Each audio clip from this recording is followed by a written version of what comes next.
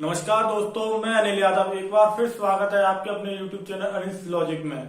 दोस्तों, हमने पिछली क्लास में एलसीएम एचसीएफ के कुछ क्वेश्चन किए थे और क्लास वहां पे छोड़ी थी जिनमें संख्याओं का योगफल दिया जाता था और एचसीएफ। आज हम पढ़ेंगे संख्याओं का गुणनफल, एचसीएफ और संभावित जोड़े निकालेंगे। तो देखो दोस्तों, हम क्या करेंगे, किन्हीं दो संख्याओं का गुणनफल 120 है तथा इनका एचसीएफ 2 है। तो देखो दोस्तों, दो संख्याएं हैं, मैंने मान ली a इंटू बी, इनका गुणनफल कितना है 120। देखो दोस्तों, मैं इनमें से इनका एचसीएफ निकालूंगा। एक फैक्टर छोड़ेगी ये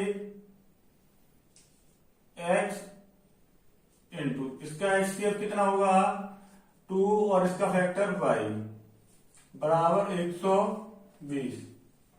दोस्तों, मैं 2 से ये काटूंगा कितनी बार 60 बार, और 2 से ये काटूंगा कितनी बार 30। अर्थात संख्याएं जो भी फैक्टर छोड़ेंगी उनका गुणनफल कितना होगा 30 होगा। उनका गुणनफल कितना होगा, तो हमें ऐसे सहभाज्य जोड़े देखने हैं जिनका गुणनफल कितना हो जाए 30। तो देखो दोस्तों, मैं 1 से शुरू करूंगा और 1 में कितने का गुणा करूंगी 30 हो जाए, तो 30 होगा। फिर मैं 2 से देखूंगा और 2 में कितने का गुणा करूंगी 30 हो जाए 15। देखो ये आपस में नहीं कट रहे, सहभाज्य हैं। फिर देखो मैं 3 देखूंगा और 3 में कितने का गुणा करूं कि हो जाए 10। और देखो 3 के बाद 4 में गुणा करने पर नहीं जाएगा 5, और 5 में कितने का 6। अब देखो दोस्तों, यहां से फिर रिपीट होने लगेगा 6 5। तो देखो 1 2 3 4 कितने संभावित जोड़े हो सकते हैं 4। अब दोस्तों हम चलते हैं अगले क्वेश्चन पे।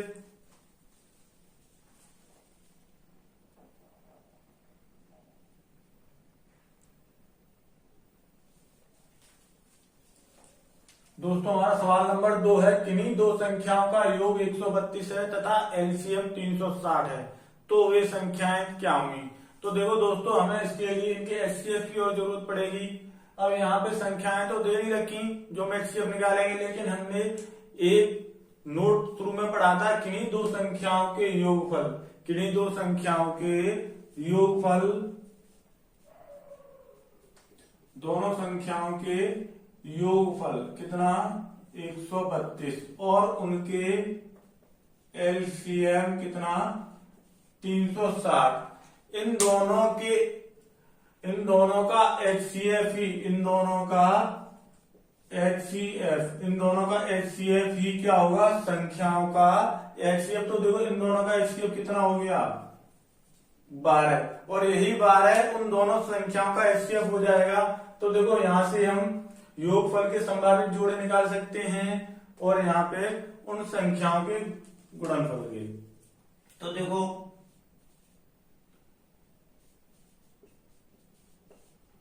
योगफल कितना है 132।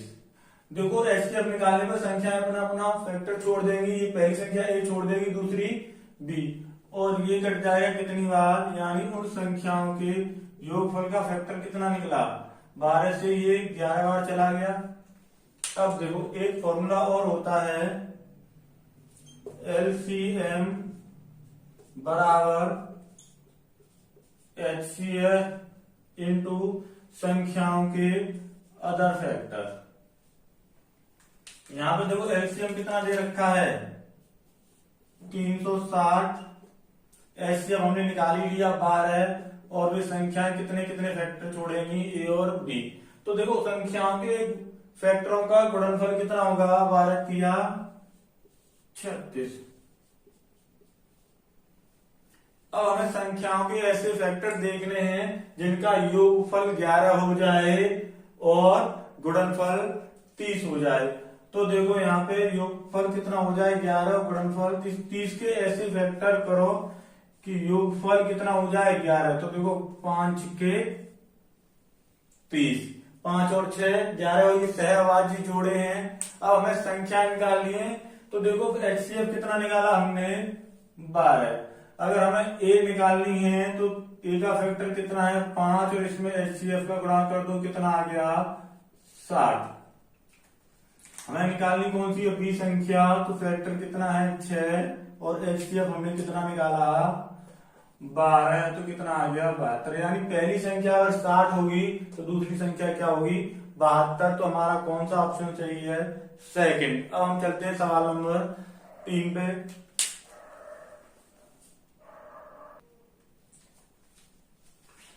दोस्तों क्वेश्चन नंबर 3 है हमारा, वह छोटी से छोटी संख्या क्या होगी जिसमें 12, 15, 18, 30 से भाग देने पर प्रत्येक दशा में 5 शेष बचे।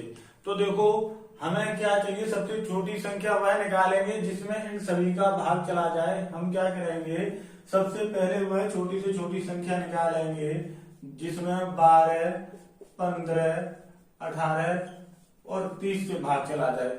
तो वह छोटी से छोटी संख्या क्या होगी जिसमें 12, 15, 18, 30 से भाग चला जाए इन संख्याओं का एलसीएम। और एलसीएम में हम क्या जोड़ देंगे, अगर हमें 5 शेष बचाना है तो इसमें प्लस शेषफल कर देंगे, प्लस शेषफल। तो देखो 12, 15, 18 और 30, इसका एलसीएम कितना हो जाएगा, एलसीएम हो जाएगा 180। जब हमें किसी संख्या का एलसीएम निकालना हो, अगर हमें जल्दी निकालना है तो हम सबसे बड़ी संख्या देखते हैं और देखते हैं क्या इस बड़ी संख्या में सभी छोटी संख्याओं का भाग जा रहा है, नहीं जा रहा। इसका 2 गुना कर दो, बड़ी का 60, अब चला गया 15 का, 12 का चला गया, लेकिन 18 का भी नहीं गया। 3 गुना कर दो, चला गया, हाँ चला गया, लेकिन इसमें 12 का नहीं जाएगा। फिर 4 गुना कर दो 120 में, 18 का नहीं जाएगा। 5, 6 गुने पे आके इसका हो जाएगा। तो देखो अब हमें वह छोटी से छोटी संख्या चाहिए, शेष कितना बचाना है 5।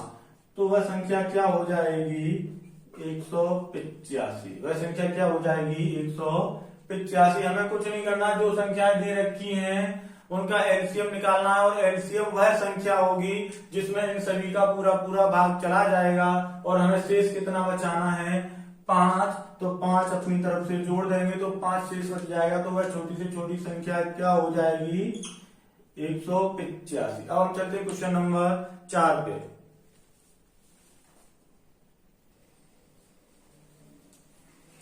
क्वेश्चन नंबर 4 हमारा अभी के सवाल जैसा है, बिल्कुल पेपर में सबसे ज्यादा सवाल आता है। वह छोटी से छोटी संख्या क्या होगी जिसमें 30, 50, 80 और 120 से भाग देने पर 25 शेष बचे। तो हमें अभी की तरह करना, पहले तो हम सबसे पहले वह छोटी संख्या निकालेंगे जिसमें इन सभी का भाग चला जाए और वह संख्या क्या होगी इन सभी का एलसीएम। तो क्या होगी वह छोटी से छोटी संख्या 30, 50, 80, 120 का एलसीएम और प्लस शेष जो हमें बचाना है।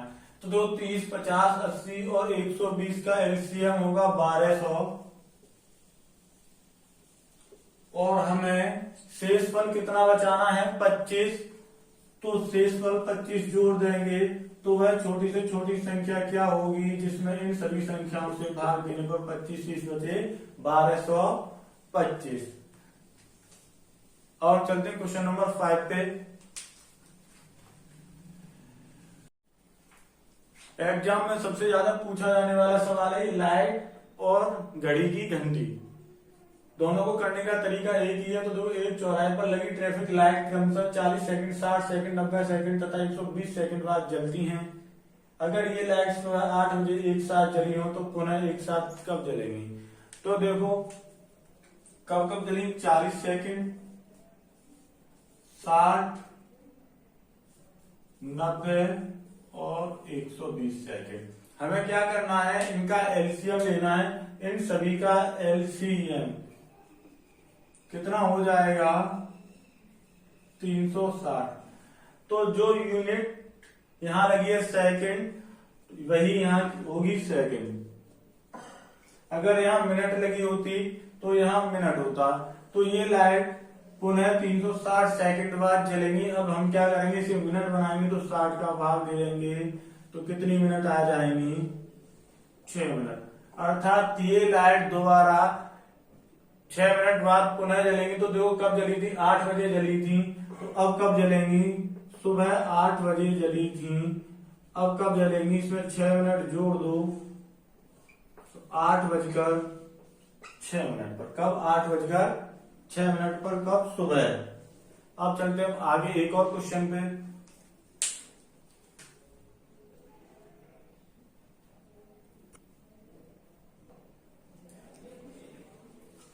देखो क्वेश्चन नंबर 6 है, वह छोटी से छोटी संख्या ज्ञात कीजिए जिसमें 15, 25, 30 तथा 50 से भाग देने पर क्रमशः 9, 19, 26 और 44 शेष बचे। 9, 19, यहाँ पे 24 कर लो, 26 की जगह 24, 44 शेष बचे। तो बताएं वह छोटी से छोटी संख्या क्या होगी। तो देखो हमें क्या करना है, हमें वह संख्या देखनी है जिसमें 15 से भाग देने पर कितना शेष बचे? 9 शेष बचे।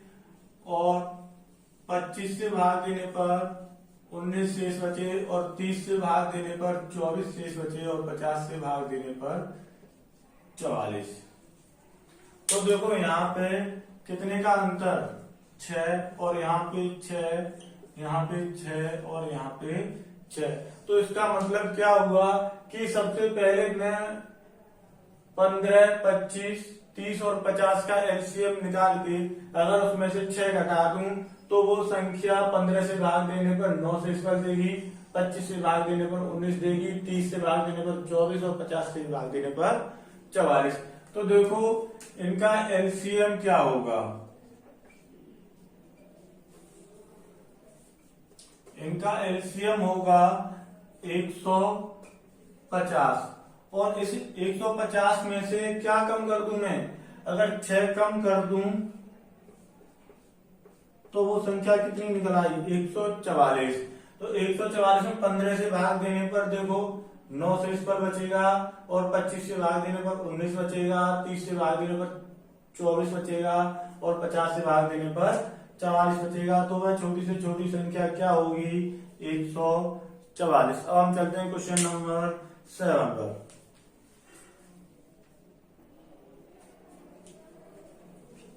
देखो क्वेश्चन नंबर सेम ऐसा ही है, वह छोटी से छोटी संख्या ज्ञात कीजिए जिसमें 10, 12, 15 तथा 18 से भाग देने पर क्रमशः 7, 9, 12, 15 शेष बचे। तो वह संख्या बताएं। तो देखो हमें क्या करना है, कह रहा है वह संख्या क्या है जिसमें 10 से भाग दूं तो 7 शेष पर बचे, 12 से दूं तो 9 बचे, 15 से दूं तो 12 बचे और 18 से दूं तो 15 शेष पर बचे। तो इसी तरीके से हमें सबसे पहले इनका एलसीएम निकालना है, फिर इनके अंतर का घटा देना है। तो देखो 10 से भाग देने पर 7 शेष पर बचवा रहा है। और 12 से भाग देने पर 9 और 15 से भाग देने पर 12 और 18 से भाग देने पर 15। यहाँ अंतर देखो कितने का है? 3 का, 3 का, 3 का, 3 का। तो हमें क्या करना है, सबसे पहले इन संख्याओं का क्या निकालना है? इन संख्याओं का एलसीएम निकालना है। क्या? एलसीएम। तो 10, 12, 15, 18 का एलसीएम कितना होगा? 180। अगर मैं उसमें से कितना 3 सब में से कम कर दूं तो देखो 10 से भाग देने पर 7 शेष पर बचेगा, 12 से भाग देने पर 9 बचेगा और 15 से भाग देने पर 12 बचेगा, 18 से भाग देने पर 15। तो वह संख्या कितनी हो जाएगी? वह संख्या हो जाएगी 177। अब हम मिलेंगे अगली क्लास में। अगर आपको क्लास अच्छी लगी हो तो वीडियो को लाइक करिए और चैनल को सब्सक्राइब करिए। Thank you.